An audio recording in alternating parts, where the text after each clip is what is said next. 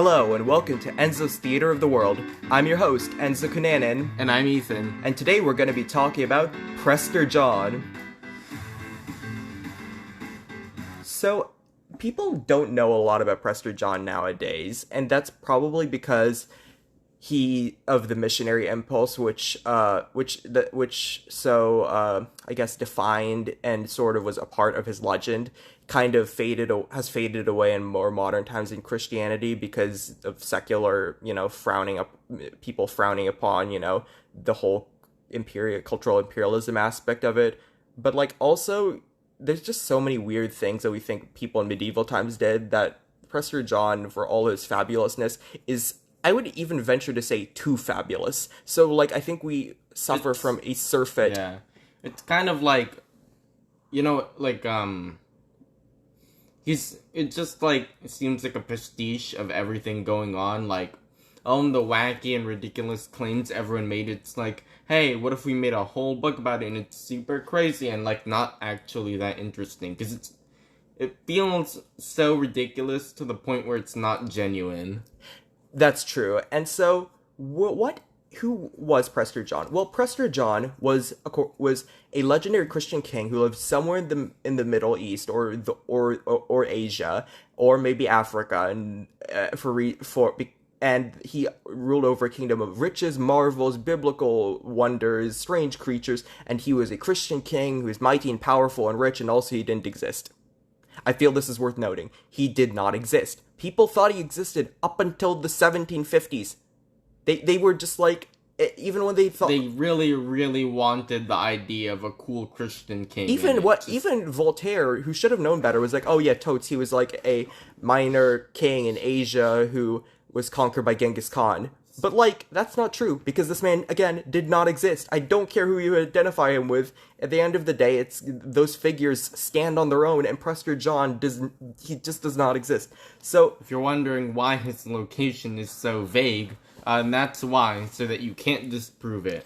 Somewhere there. I would like to point out that we're going to get later on into the letter he is supposed to have sent to the Byzantine Emperor, and you will be quickly able to see why I am so definitive on why he does not exist, because it is very obvious to anyone with who's not been living under a rock for all of their life, frankly. Literally go outside and you'll be able to see this. Anyway, so the origins of Prester John date back to around the time of the Second-ish Crusades in around 1122, when someone named some Indian bishop supposedly visited named John. He supposedly spoke a strange language, and he claimed to come from the shrine of St. Thomas in India. And there was, in fact, a group of Christians in India known as St. Thomas Christians who still live there. They are They claim to be descended from the first Christians in India who were converted by the Apostle Thomas. However, this John, the Indian, whoever he was, claimed that he lived in the capital city of India, known as Holno, which had a river running through it with an endless supply of gold and gems on its banks, and everyone was wealthy, and St. Thomas's body was preserved. If you know anything about economics, if gold and gems are really that crazy common, people would not be super rich. Yeah, so... I feel like he failed to say that. However, people don't really start talking about Prester John too much up until 1144, when Edessa, the Syrian Crusader stronghold, falls to the Muslims. And so, 2 years later, there's a chronicler named Otto of Freising, and he heard from a friend who heard from Hugh, the bishop of the Syrian city of Jabala, that there was a Nestorian Christian prince known as John. Now, what are Nestorians? Because this term will keep coming up again. So, Nestorians believe that Jesus had two distinct natures, a human nature and a divine nature. However, in Chalcedonian Christianity, which is mainstream Christianity, they believe that, sort of like Orthodoxy, Catholicism, and Protestantism, they believe that Jesus' human and divine natures were one. They were separate, but they were also in one existence, but Nestorians believe they were in separate existences. It's incredibly specific, and frankly, no one now cares about it, but it was very big at the time, because, And a bit more importantly, it was common in the East. Oh, so, very common. Yeah. It spread throughout the Silk Roads and whatnot. So anyway, Otto claims that this man was descended from the Magi, and he had recently conquered Persia, defeating a pair of brothers known as the Samniards, and supposedly he had even crossed into Mesopotamia to help the Crusaders in the defense of the Holy Land. Unfortunately, he was blocked by the flooding of the Tigris, and so he learned, according to Otto, that, quote unquote, the same river was frozen over with wintry ice, and he waited for several years delayed by the frost, but he was unable to cross because of the continuation of bad weather. Sure, it was... I would like to point out it does not freeze in Iraq. It really doesn't. I don't understand the point here. And also, if it was really that big of a deal to you, you would have just built a bridge over it. You will be surprised to learn that there is actually a historical battle, underlying this. That, right? No, it's not Alexander. No, but didn't he build a bridge, or was that someone else? Okay, everyone built bridges. Xerxes built a bridge to cross over into Europe, but that's not... Anyway, so, and Dionysus is supposed to have built a bridge over the Tigris. I don't think the Tigris is all that wide, It's right? really not. Although the Tigris was apparently rapid enough for it to gain the name of, that's why Tigris. Yeah, anyway. The point is, you could build a bridge quite easily. Anyway. If it was not important Anyway, you. So, the historical event that underlies this is there was a group of Central Asian nomads known as the Karakatai, or the Western Liao, also known so the Karakatai were a Central Asian yet semi-Chinese cultured group ruled by the Khitan, who were sort of relatives of the Mongols. And after the collapse of the Liao dynasty, they had fled to Central Asia because another Central Asian group known as the Jin had conquered them. And in Central Asia, the Karakatai, under their leader Yelu Dashi, also known as Emperor Dezong because he was their emperor, defeated the Seljuk Turks in the Battle of Katwan near Samarkand. Now, the Seljuks were the current rulers of Persia, they were Turkic, and so they were, again, another Central Asian group. And so, but what mattered to them was that Yelu Dashi and the Khitai had defeated the Seljuks, who were Muslims, and so they were like, oh, this must be a good guy. However, Yelu Dashi was not Christian, he was Buddhist, although there were quite a lot of Christians in his entourage, probably because of the whole Nestorian thing. And similarly, the Samniard brothers, who were defeated by Yelu Dashi at Katwan, it was just in fact one guy named Ahmad Sanjar, and he wasn't even killed at the battle, which kind of, throws a wrench in the whole thing. But nothing more is recorded for 2 decades, up until copies of a certain letter begin to spread throughout Europe. It is known as the Letter of Prester John, and supposedly it was written to the Byzantine Emperor. However, considering it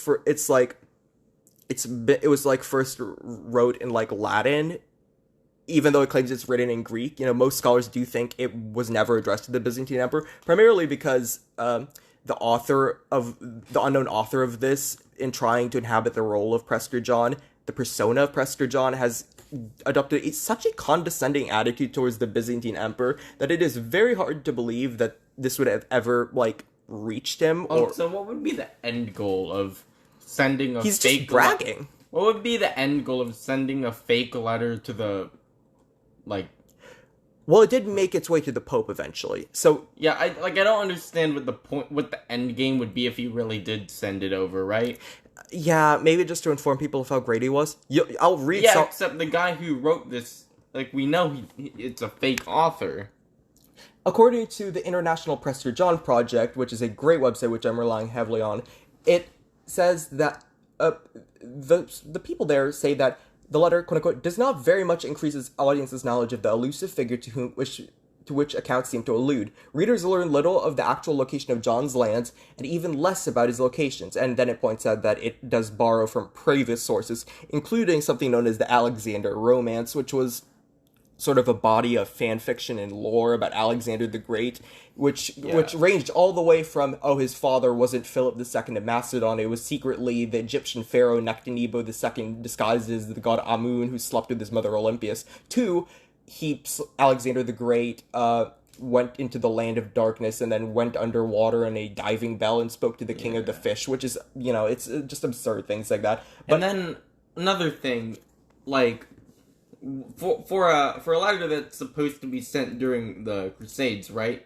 Yeah. seemingly very little actual strategic information. Like, Oh, no, he's not hey, giving us strategy. I'm here, so maybe we could beat up here. And no, literally no useful information, just bragging for, like, the whole... Some people do think... 351 pages in this PDF. Some people think that, this is a book, another book. It's called Prester John, The Legend and Its Sources. It's by Keegan Brew. It's very helpful, and it's one of my main sources for this episode. So, anyway, Prester John's letter, it was copied and recopied, and lots of stuff was added to it, so I'm just going to read part of it, because it's just so incredibly insane. So, it begins, Prester John, Lord of Lords, by the power and virtue of God and our Lord Jesus Christ, to Emmanuel, Roman governor, that he's referring to the Byzantine Emperor Manuel Komnenos, let us rejoice in salvation and to cross over to the end enriched by grace. It was announced to our majesty that you admire our excellence, and that mention of our highness was made to you. But we have also learned through our delegate that you wish to send certain playful and delightful things to us, from which our justice might be amused. And he said, and then he goes on to insult him and say, oh, blah, blah, blah. We will, if you wish to come to our domain, we will set you up as a great and worthy man of our house. Like, and again, they don't really need you to come.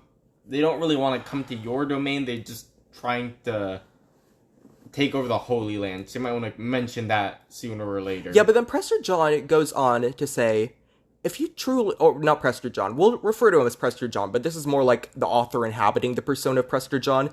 If you truly wish to know the magnitude and excellence of her highness, and in which lands her power dominates, understand and believe without doubt, and he keeps on underscoring, by the way, his reliability, because he's faking it, that I, Prester John, am Lord of Lords, and exceed all kings of the entire earth in virtue, power, and all the riches under heaven. I don't know what he's trying to get out of this letter, right? Bragging rights. I don't even know. It's some people think that this letter was written to extol the superiority of the church to, like, the Holy Roman Emperor, because, like, there was a power struggle between them over who got to ordain bishops, and so what Prester John's doing is he's combining Pope and King in one place. Yeah. Wait, hold on. So, at any point in the letter, does Prester John, like, try to ask for something out of them? I don't think so. Yeah, because I was wondering, what if it's like a Nigerian prince type letter? No. He says, 72 kings are tributary to us. I am a devoted Christian, and everywhere we protect the poor Christians that our clemency's authority rules over. We have it on oath to visit the Lord's sepulchre with the greatest army, to humble the glory of our majesty, and to vanquish the enemies of the cross of Christ and exalt his blessed name. So far, so good. That sounds like he's going to actually do something with the Crusades, but then he goes on and continues bragging. And also, I'd like to notice 72 kings did not name a single one of them. Our magnificence dominates in the three Indias, which is India, which, by the way, is India in the mainland, in Southeast Asia, and then Ethiopia, because they just threw that in there, because why not? And our land crosses from farther India, in which rests the body of St. Thomas the Apostle, through the desert and proceeds to towards the sunrise, and returns down into the Babylonian desert next to the Tower of Babel. I have no idea the geography of that, and you won't know either. It doesn't really matter. There's no record of where the Babel Tower was. Well, it was in Babylon, in Iraq. I don't know what he's talking about here. Oh, yeah. What do you mean, towards the sunrise? That's in the east, and then he goes back to west? See, this is what I don't appreciate about the Prester John letter. It feels like it's bombastic with no personality. It's just like, if you try to... Oh, it's great fan fiction. And just, we have this and this and this, and a bunch of, like, Holy Land cliched ideas. It's like the Holy Land experience in the Euros. Nothing really unique. It's just a lot of stuff. 72 provinces serve us, of which few are made of Christians, and each of them has its own king, who are all tributaries to us. And our land are born and raised, and then he lists a long list of animals, among which are elephants, dromedaries, camels, hippos, crocodiles, methagallinary, camethodonus. We have no idea. These seem to... He actually makes up some animals and just throws them in there. Yeah, maybe thinking, oh wow, I'm so uncultured compared to him. I don't know what those are. Leopards, wild donkeys, white and red lions, white bears, white blackbirds, silent cicadas, griffins, white blackbirds? Don't think about it. Griffins, tigers, jackals, hyenas, and then either savage pigs as large as oxen with teeth 1 cubit long, great savage dogs the size of horses. This is men without heads, one-eyed men, savage cows, little horned men, savage horses, savage donkeys, men with 12 feet, 6 arms, 12 hands, 4 heads. Basically, this thing is going on for... I feel like Eminem in Rap God. Yeah. It goes on for like a good paragraph. In this PDF, it's actually called Interpolation D. It's so long. There are also born in our land women with great bodies, beards down to their breasts, savage cows, archers, centaurs, savage men, horned men, fawns, satyrs, and women of the Seamers, pygmies, dog-headed men, giants whose feet height is 40 cubits, one-eyed men, cyclopses, and the phoenix, and every kind of animal under heaven. And also ants the size of single illustration. And ants the size of puppies who we get gold from, and also people who only feed on meat, and they are named Gog and Magog, Amek, Agi, Gar, and a bunch of random nonsense names. He then says, our land flows with honey, abounds in milk, which is a really literal interpretation of that phrase, I must say. In a certain land of ours, no poisons harm, nor does the chattering frog croak. No scorpion is there, no any serpent snaking in the grass. Poisonous animals cannot live in that place nor hurt anyone. The river Edonus proceeds from paradise and flows through our kingdom, extending its windings through the entire province, and in that place are found common stones, emeralds, sapphires, carbuncles, topazes, chrysolite. You see a common theme here. He lists a thing and then goes on to he just says like, oh, and we have this, and then lists on every possible version of that thing he can think. He also claims there's two-headed horned serpents with eyes that shine like lamps.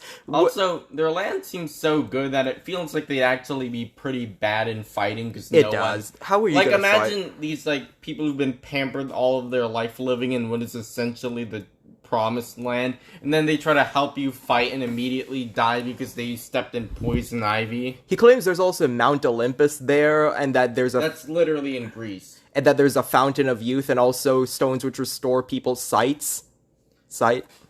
This, no offense, but their army sounds like it would be incredibly useless. He also claims there's something known as the Cavern of Dragons. Oh my god. Where they're like very intelligent dragons and who are controlled by wizards. Yeah.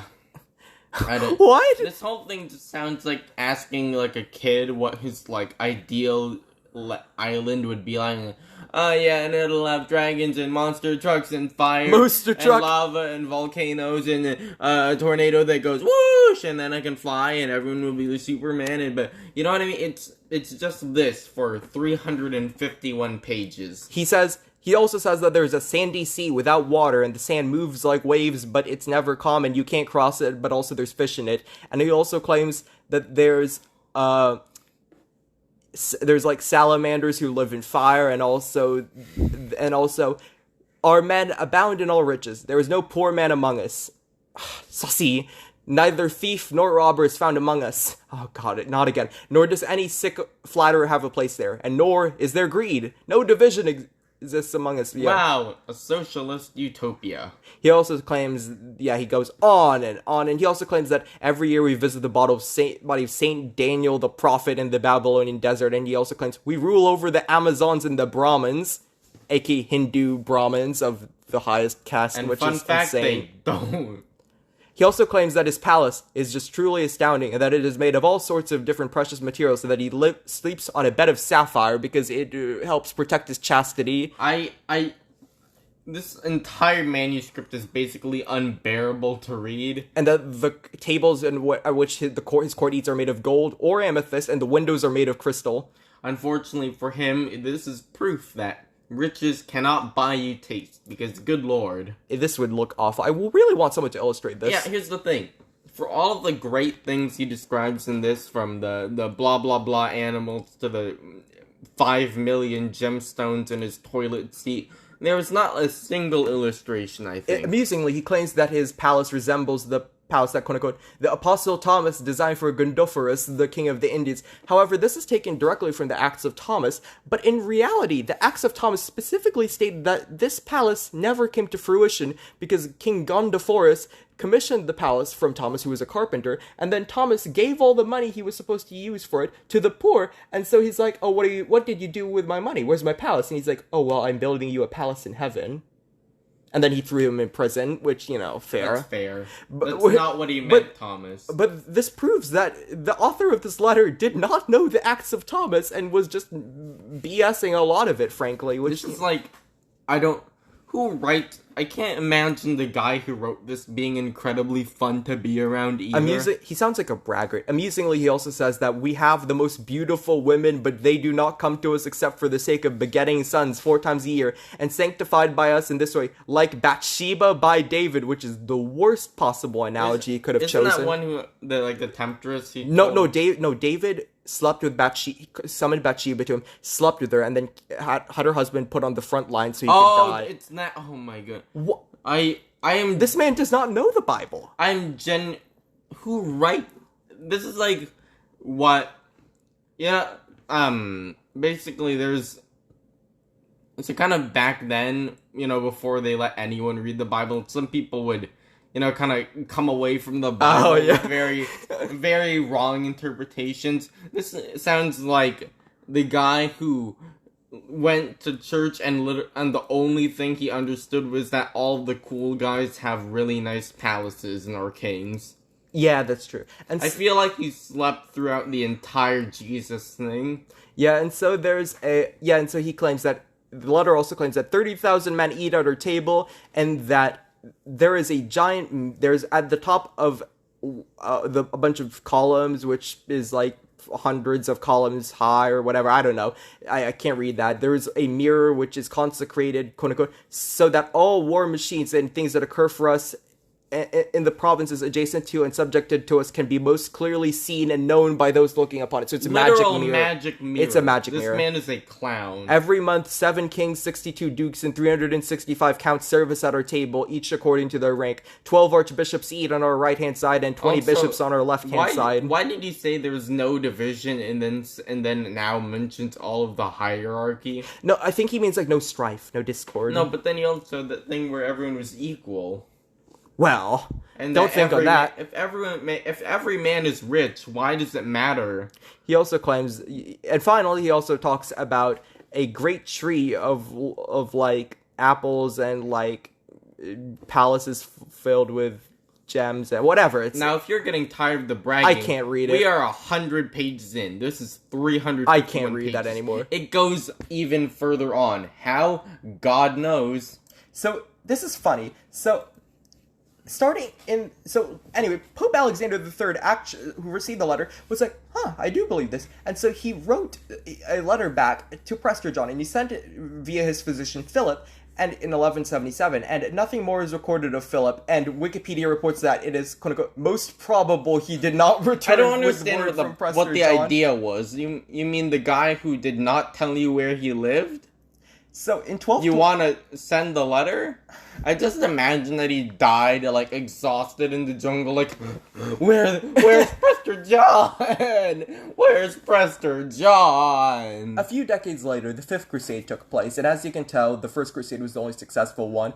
And in 1221, the Bishop of the Bishop of Acre, Jacques de Vitry, returned from the disastrous Fifth Crusade with good news. King David, the grandson or maybe the son of Prester John, had mobilized his army against the Saracens and had conquered Persia and was on his way into the Middle East right now. Definitely. He included a lot of details, he's conquered the provinces of Khorasan, and he's also, and Samarkand and Bukhara and like Diyarbakir, and he's also conquered the Khwarezmians. Unfortunately, the Khwarezmian Empire, which was currently in burning rubble and ruins, had not been conquered by a Christian King David. It was conquered by someone you will know more familiarly by Temujin, or as you may know him, Genghis Khan. That's right, they thought Genghis Khan was Prester John, because they were like, he's killing the Muslims, that means he's on our side. And by proxy thought that Genghis Khan was a good guy. Oh no, they were like, yeah, see, he's ours. He's obedient to God and the Holy Church and liberates believers. I imagine them hearing him come to the city and he's like, I am the flail of God. And they're like, yay! Before he immediately murders a city of like 1,000 Christians. In all fairness, this would only be if they resisted him, I feel. Which I feel like they would. Why would you resist? Yeah, okay, once you realize, Yeah, because they'd be like, good. Our Christian king is coming. He's like, Christian? What are you talking about? I'm just here to get land. The great blue sky wants me to conquer all. Wait, what? No! We can't let a pagan rule us. Die! We thought flail of God, you meant Christian God. What do you mean? We see some Nestorian dude whispering to him. Oh, you mean like that? No, I just said not God that. because you guys told me about him and he sounded kind of cool. Also, he seems all angry all the time, I so like that. that's my guy. I imagine Genghis Khan, like, reading the Bible and it's like, wow, this book is so cool. I love this angry god who kills a bunch of people and then stops before reading the New Testament. The historian in me feels it's worth pointing out that I don't think Genghis Khan could actually read, but Probably whatever. not, but, like, people could probably tell him about what was in it, and you're like, ah, yes, he once commanded his people to kill an entire city and, like, an entire civilization of people. However, if it wasn't clear already, the Mongol invasions of Hungary, and then Muscovy, and then later the sack of Baghdad, where they trampled the caliph to death with horses after wrapping him up in a rug so they wouldn't be able to spill his blood on the earth, they found out pretty quickly that the Mongols were equal opportunity destroyers, and so for the first time, Europe faced a threat, which was not just Muslim. It was now this pagan superpower, and so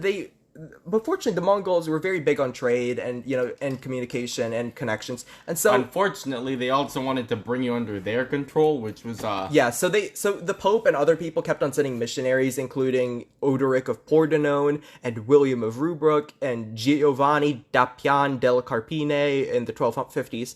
To try and convert the Mongols to Christianity so they could make the Prester John legend into a reality, which is I don't understand insane. Do they think that he hasn't heard of Christianity yet? He's already conquered Muscovy. No, but they're like, oh, he's the heretic. These are the heretics. We can persuade him with the true faith. No, you can't. He's already been in places with Christians. Now, the people who the missionaries who actually tried to persuade the Mongol Khans of Christianity became convinced rather quickly that Prester John was not as much as he was cracked up to be. Now, note they didn't say, oh, he didn't exist. They were like, oh no, he did exist. He was just a minor king and he got conquered, like the Voltaire line. However, people like Marco Polo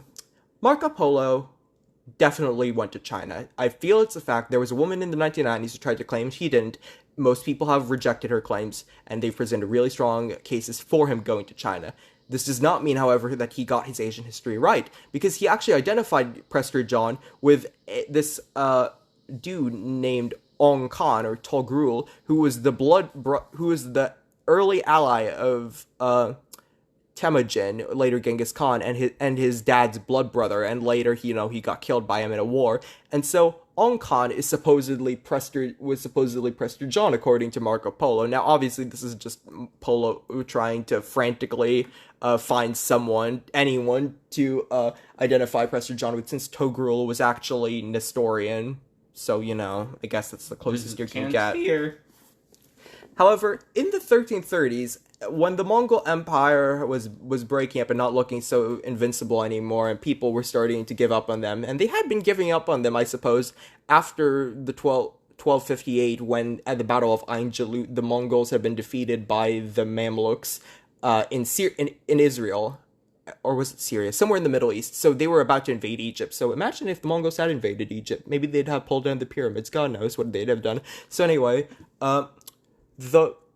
in any case, the Mongols didn't invade Egypt, and by the 1330s, a decade before the Black Death, an embassy arrived in Europe, and who should it be but the Ethiopians? Now, the Ethiopians had actually been Christian since, like, the 300s AD, and although they weren't Catholic, they were actually, Ethiopian Orthodox, because, they were in case you couldn't tell from the Ethiopian part, they were still a powerful Christian nation. And so they hadn't been contacted much since the rise of Islam, because they were surrounded on all sides by Muslim kingdoms now. But in the 1330s, they managed to do it.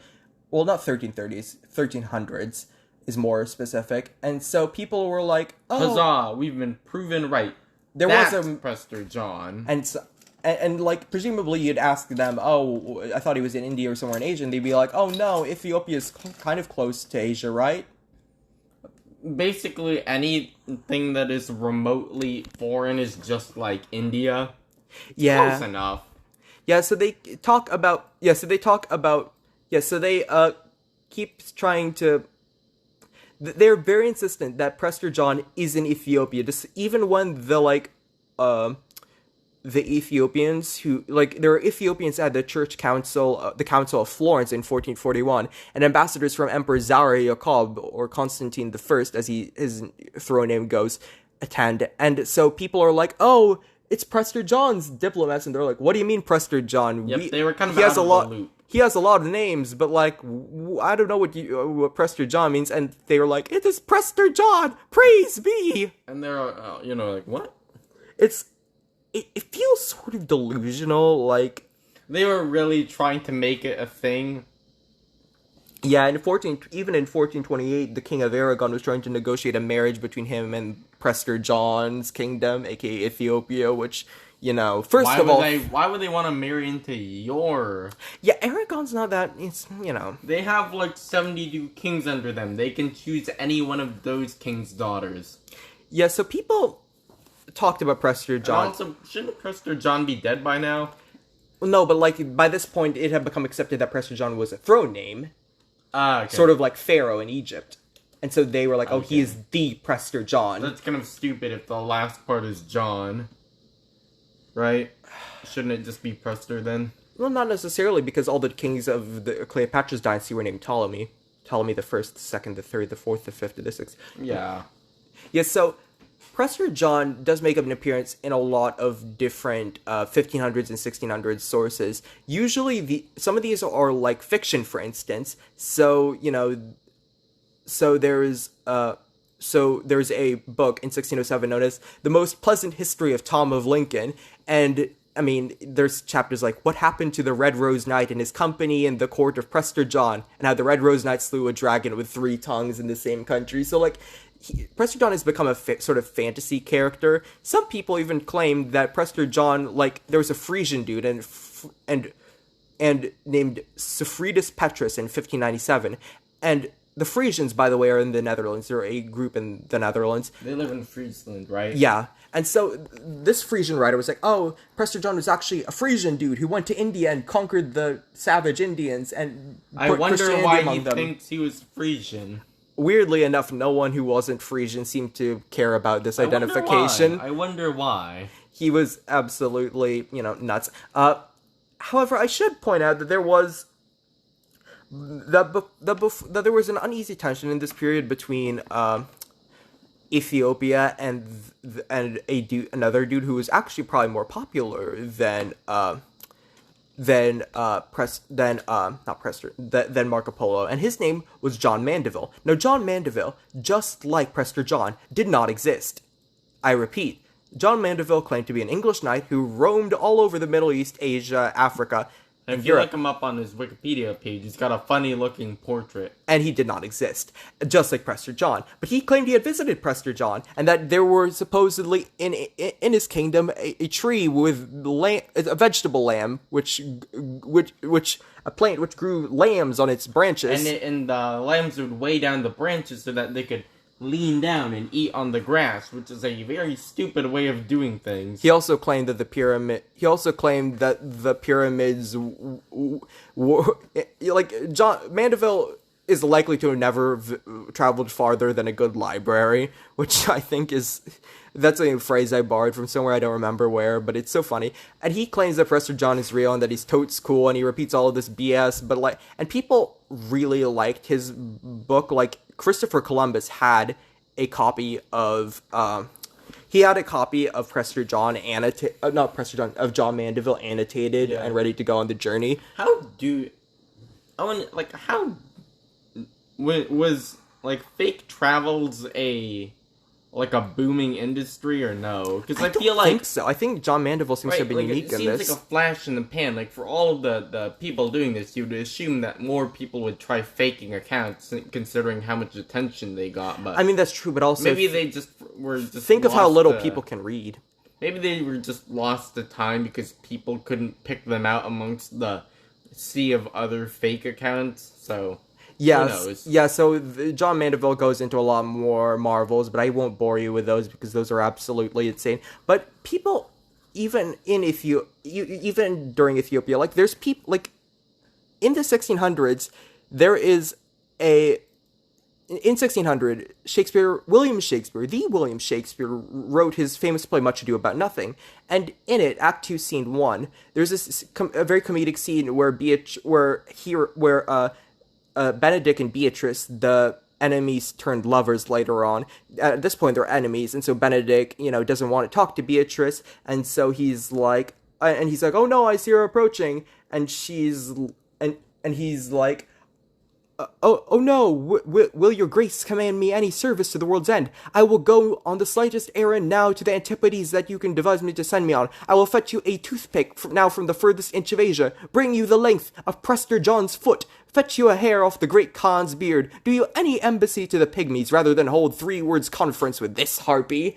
So, Prester John has turned into somewhat of a joke, sort of a mythical figure, along with the great Khan of the Mongols, who they didn't know wasn't that powerful anymore, because he hadn't been back there in 300 years, and also the pygmies of crane fight and fame in Africa and whatnot. So what happened to Prester John? Well,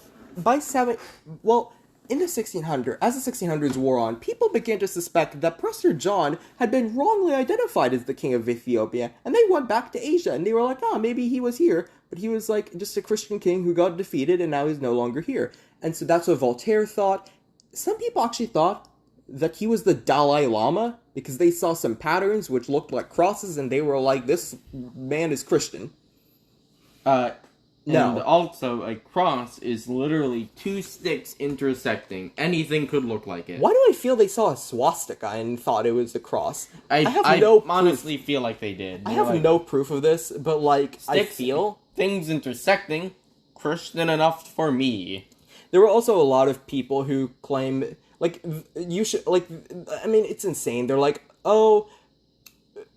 there's a, there was a... I'll just read you an excerpt of one of the writers, because he is trying very hard to prove that Prester John was real. Yeah, there was a dude named Geronimo Lobo, and he was a Portuguese Jesuit missionary in 1669 who wrote a book about Ethiopia, and he said that the word Prester John comes from the custom of the Ethiopians, where they quote unquote present their petitions and cry, John Koi, i.e., my king, John signifying king and Koi my, which supposed for the clearer proof of what I endeavor to evince, you are to be reminded. And so he then goes on to say, John, sacerdote and sacerdote and presbytero are the same, and the Latins call him presbyter, and the French prester, and this word joined to John begets Prester John, which means Prester John, intending the same. No, these people are very clever, and so there's another person, for instance, who claims, Prester John, that is a word for, that comes from the Portuguese word for black, and the Arabic word for spring, and that means the black springs, aka the black people around the springs, and that is Ethiopia, and I'm like, what? How are you getting this? It's actually insane, and he claims that, and the dude who actually acts this, and I feel like this is a sort of a good place to sort of wrap up before we get into the conclusion, was a dude named Remedios Prutki, who had traveled far from his homeland in the modern-day Czech Republic, and he was a Franciscan friar who visited Ethiopia in 1752. And he actually asked the Ethiopian emperor if he had ever heard of the title Prester John, because he was in the Ethiopian court trying to convert people to Catholicism, and he's like, have you ever heard Good of... a time as any. You know who Prester John is? He stated that the man was, quote-unquote, astonished and told me that the kings of Abyssinia, the old title for Ethiopia, had never been accustomed to call themselves by this name. AKA, no one has ever... What? So one scholar has even said that the Ethiopian monarchs were likely unaware of this title up until he asked it, which I think is really hilarious. You know, it would have been really funny if they heard it from him and thought it was cool and started calling themselves that. Yeah, totally. We're Prester John, all right. Mm-hmm. Yeah. That's very cool. Yeah. Mm-hmm. What's a Prester John? I don't know what that is. Who was that? And so Prester John's legacy. Well, Prester John is a bit more present in pop culture than you might think. There is, in fact, a Marvel Comics character known as Prester John, although to be fair, there is a Marvel Comics character for everyone, I feel.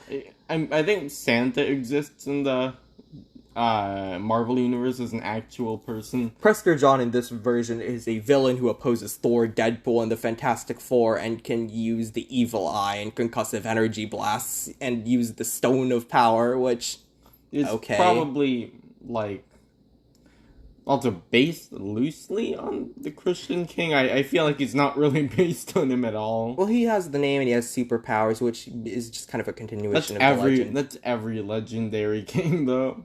Yeah, so he also figures prominently in the famous Italian writer Umberto Eco's 2000 novel Baudolino, where the title character, known as Baudolino, enlists his friends to help him write the letter of Prester John for his adoptive father, Frederick Barbarossa. And then they go to find the kingdom of Prester John, just to see, because they're bored, I guess. And that is the point at which it turns from historical fiction to pure fantasy, and they actually seem to, weirdly go into a sort of fantasy land, sort of like the ancient Greek and Roman conceptions of Asia. And they do fight Prester John, but then it's destroyed by the Huns.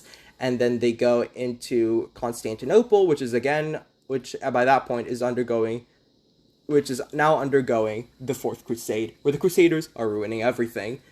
And so,